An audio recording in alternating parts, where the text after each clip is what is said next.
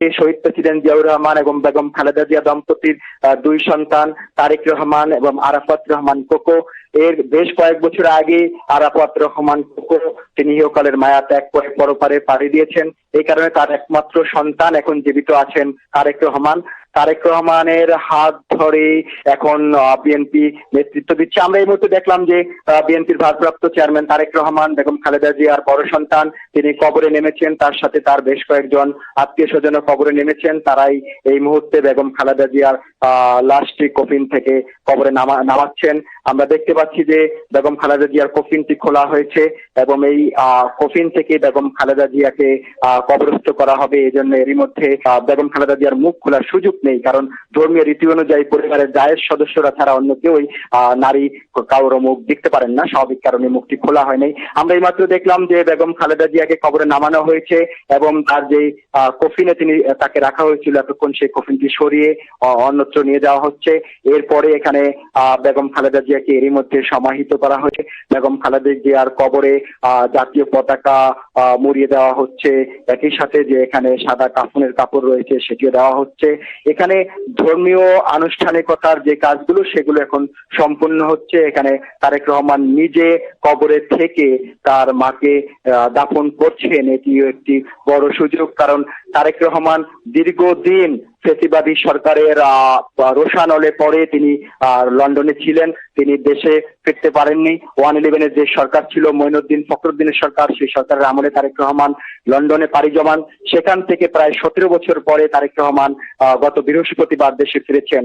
আর আজকে বেগম খালেদা জিয়া তার মায়ের এই কবরে তার সুযোগ হলো যে নিজ হাতে মাটি দেওয়ার এবং তাকে নামানোর। যদিও এটি আল্লাহ তাআলার অশেষ কৃপা যে তার বেগম খালেদা জিয়ার ছোট সন্তান আগেই মারা গিয়েছেন, বড় সন্তান লন্ডন থাকলে হয়তোবা তার এই মৃত্যুতে একটা অপূর্ণতা থেকে যেত, সেই অপূর্ণতাটি আজকে এখানে পূরণ হচ্ছে। এটি একটি স্মরণীয় সময়, যদিও কষ্টের সময়, কারণ যার মা বাবা মারা যায় তারাই জানে যে মা বা বাবাকে এভাবে কবরস্থ করা, এভাবে কবরে রাখা এবং কবরে মাটি দেওয়া এবং এই সময়টাকে সহ্য করা, ধৈর্য ধরে রাখা কতটা কঠিন, এটা যিনি বা যারা স্ক্রিনে দেখছেন, যারা তার মাকে বা বাবাকে কবরস্থ করেছেন তারা এই কষ্টের কথা, এই অনুভূতির কথা বুঝতে পারেন। কারণ এখন তারেক রহমানের সামনে অসংখ্য স্মৃতি ভাসছে, এটা বলার অপেক্ষা রাখে না। সেই শৈশব থেকে যেদিন থেকে তার স্মৃতি মনে পড়ছে সেদিন থেকে শুরু করে অসংখ্য স্মৃতি তারেক রহমানের চোখের সামনে এই মুহূর্তে ভাসছে। সেই শৈশবের স্মৃতি, কৈশোরের স্মৃতি, এমনকি খালেদা জিয়া যখন লন্ডনে চিকিৎসার জন্য গিয়েছিলেন বেশ কয়েক মাস আগে, সেই সময়কার দিনগুলোর কথাও এই মুহূর্তে তারেক রহমানের চোখে স্বাভাবিকভাবেই ভাসছে। এটি আমাদের বোঝার জন্য এখানে বিশেষজ্ঞ হওয়ার প্রয়োজন নেই যে তারেক রহমান এখন কতটা কষ্ট নিয়ে তার মাকে বিদায় দিচ্ছেন। আমরা একটু আগে এখানে দেখতে পাচ্ছি পাশে যে এখানে বাংলাদেশ সেনাবাহিনীর প্রধান জেনারেল ওয়াকারুজ্জামান উপস্থিত রয়েছেন, এখানে নৌবাহিনীর প্রধান উপস্থিত রয়েছেন, বিমান বাহিনীর প্রধান উপস্থিত রয়েছেন। আমরা স্বরাষ্ট্র মন্ত্রণালয়ের দায়িত্বপ্রাপ্ত উপদেষ্টা অবসরপ্রাপ্ত লেফটেন্যান্ট জেনারেল জাহাঙ্গীর আলম চৌধুরীকে দেখেছি, তিনি সশরীরে এখানে উপস্থিত থেকে তারা এই দাপন কার্য তারা প্রত্যক্ষ করছেন এবং তারা তদারকি করছেন।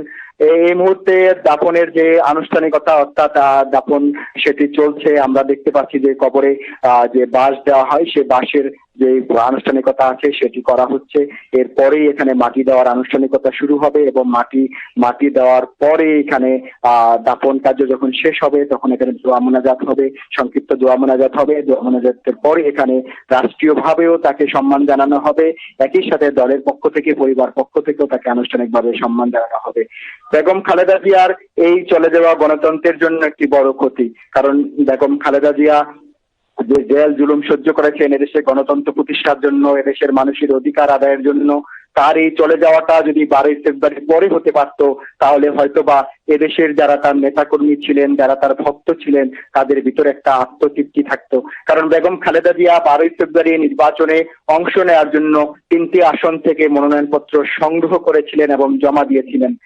যেখানে তার শৈশব কৈশোর কেটেছে সেই দিনাজপুর, তার স্বামীর বাড়ি বগুড়া এবং ফেনীতে যেখানে তার পৈতৃক ভিটা, সেখানেও এই 3টি আসনে তিনি মনোনয়নপত্র সংগ্রহ করেছেন এবং জমা দিয়েছেন। গত পরশুদিন ছিল মনোনয়নপত্র জমা দেওয়ার শেষ দিন। গতকাল থেকে বাছাই শুরু হয়েছে, আগামী 4 জানুয়ারি পর্যন্ত বাছাই চলবে।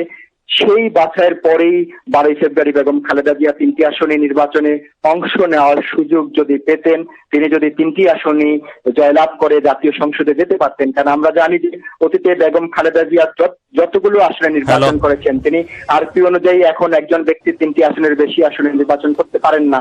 এক সময় একজনের 5টি আসনে নির্বাচন করার সুযোগ ছিল। সেই সময়গুলোতে খালেদা জিয়া 5টি আসনে নির্বাচন করে 5টি আসনে সংখ্যাগরিষ্ঠতা অর্জন করে তিনি বিজয়ী হয়েছিলেন। পরে বাকি 4টি আসন ছেড়ে দিয়ে সেখানে 3 মাস পরে উপনির্বাচন হতো। এবারও বেগম খালেদা জিয়া 3টি আসনে নির্বাচনে লড়ার জন্য তিনি আশাবাদী ছিলেন।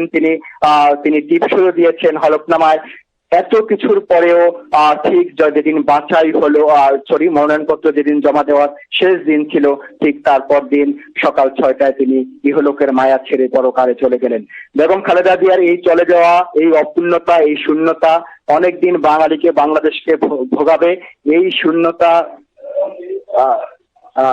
এবং এই শূন্যতা অনেকদিন ধরেই এই দেশে চলবে। এই শূন্যতা পূরণ হওয়ার নয়, কারণ বেগম খালেদা জিয়ার গণতান্ত্রিক আন্দোলন, গণতান্ত্রিক সংগ্রাম ইতিহাসে স্বর্ণাক্ষরে করে লেখা থাকবে। 1991 সালে একজন গৃহবধূ থেকে একজন প্রধানমন্ত্রী হওয়ার মধ্য দিয়ে তিনি যেভাবে দেশ শাসন করেছেন, দেশ পরিচালনা করেছেন, প্রতিটি নেতা কর্মীকে যেভাবে তিনি আপন করে নিতে পেরেছিলেন, এই আপন করে নেওয়ার মধ্য দিয়ে তার যে নেতৃত্ব গুণ, তার যে যোগ্যতা, দক্ষতার প্রমাণ তিনি রেখেছিলেন, তা ইতিহাসে স্বর্ণাক্ষরে করে লেখা থাকবে। বেগম খালেদা জিয়া যেমন প্রধানমন্ত্রী হিসাবে সফল, ঠিক তেমনি ভাবে একজন মা হিসেবেও তিনি সফল।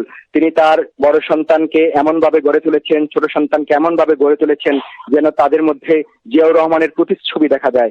তারেক রহমান যখন বাংলাদেশে এসেছেন গত বৃহস্পতিবার, তারেক রহমানের মধ্য দিয়ে, তার বক্তব্যের মধ্য দিয়ে, তার কথাবার্তার মধ্য দিয়ে বোঝা যাচ্ছে তারেক রহমান তার বাবাকে অতিক্রম করতে যাচ্ছেন। তার নেতৃত্ব গুণ, তার যোগ্যতা, তার দক্ষতা আমাদেরকে বিমোহিত করে। আপনারা দেখতে পাচ্ছেন যে বেগম খালেদা জিয়াকে এর মধ্যে কবরস্থ করা হয়েছে। করার পরে যে আনুষ্ঠানিকতা থাকে সেটি এখন পালন করা হচ্ছে। সেখানে দলীয় পতাকা এবং জাতীয় পতাকা দিয়ে তাকে ঢেকে রাখা হয়েছিল। বেগম খালেদা জিয়াকে দলীয় পতাকা এবং জাতীয় পতাকা দিয়ে মুড়িয়ে দেওয়া হয়েছে, ঢেকে রাখা হয়েছে। আমরা এখানে দেখতে পাচ্ছি যে তার বড় সন্তান বিএনপির ভারপ্রাপ্ত চেয়ারম্যান তারেক রহমান তিনি এখানে রয়েছেন। তিনি সবকিছু তদারকি করছেন, অর্থাৎ সন্তান হিসাবে যা তার যে দায়িত্ব, সে দায়িত্ব তিনি এই মুহূর্তে বেগম খালেদা জিয়ার কবরে মাটি দিচ্ছেন তার বড় ছেলে তারেক রহমান। তারেক রহমান এই মাটি দেওয়ার মধ্য দিয়ে বেগম খালেদা জিয়ার কবরে এই মাটি দেওয়া শুরু হলো। এখানে তারেক রহমান মাটি দেওয়ার পরেই এখানে তার পরিবারের অন্য যে সদস্যরা রয়েছেন তারা মাটি দেবেন। এরপরে সরকারিভাবে এখানে সরকারের যেসব প্রতিনিধি দল রয়েছে, বিশেষ করে স্বরাষ্ট্র উপদেষ্টা অবসরপ্রাপ্ত লেফটেন্যান্ট জেনারেল জাহাঙ্গীর আলম চৌধুরী, সেনাবাহিনীর প্রধান জেনারেল ওয়াকারুজ্জামান, নৌবাহিনীর প্রধান, বিমান বাহিনীর প্রধান এখানে উপস্থিত রয়েছেন। তাদের পক্ষ থেকেও এখানে মাটি দেওয়া হবে, গার্ড অব অনার দেওয়া হবে। দলের পক্ষ থেকেও বেগম খালেদা জিয়াকে সম্মান জানানো হবে। বেগম খালেদা জিয়াকে এই সম্মান জানানোর পরে এখানে একটি সংক্ষিপ্ত দোয়া মোনাজাত হবে। বেগম খালেদা জিয়ার রুহের মাগফিরাত কামনা করে এখানে দোয়া করা হবে। বেগম খালেদা জিয়ার এই চলে যাওয়া আসলে আমরা দেখতে পাচ্ছি যে পরিবারের অন্য সদস্য, বিশেষ করে তারেক রহমানের স্ত্রী ডাক্তার জোবাইদা রহমান এবং অন্য যারা সদস্য রয়েছেন, বিশেষ করে বেগম খালেদা জিয়ার ভাই সাইদ ইস্কান্দারের স্ত্রী এবং শামীম ইস্কান্দারের স্ত্রী, তারাও মাটি দিচ্ছেন। তাদের মাটি দেওয়ার জন্য বিশেষ ব্যবস্থা করা হয়েছে, অর্থাৎ এখানে একটি তাদের মাটিগুলো নিয়ে আসা হয়েছে। তাদের দোয়া পরে যে মাটি দিচ্ছেন সেটি পরে কবরে ফেলা হবে। আমরা এই মুহূর্তে দেখতে পাচ্ছি যে সেনাবাহিনীর প্রধান জেনারেল ওয়াকারুজ্জামান মাটি দিলেন মাত্র, এবং তিনি দোয়া পরে মাটি দিলেন, বেগম খালেদা জিয়ার জন্য দোয়া করলেন। এই মুহূর্তে নৌবাহিনীর প্রধান মাটি দিচ্ছেন, এরপরে বিমান বাহিনীর প্রধান মাটি দিবেন। আমরা স্বরাষ্ট্র উপদেষ্টা অবসরপ্রাপ্ত লেফটেন্যান্ট জেনারেল জাহাঙ্গীর আলম চৌধুরীকে এই মুহূর্তে দেখতে পাচ্ছি, তিনি মাটি দিচ্ছেন বেগম খালেদা জিয়ার কবরের প্রতি।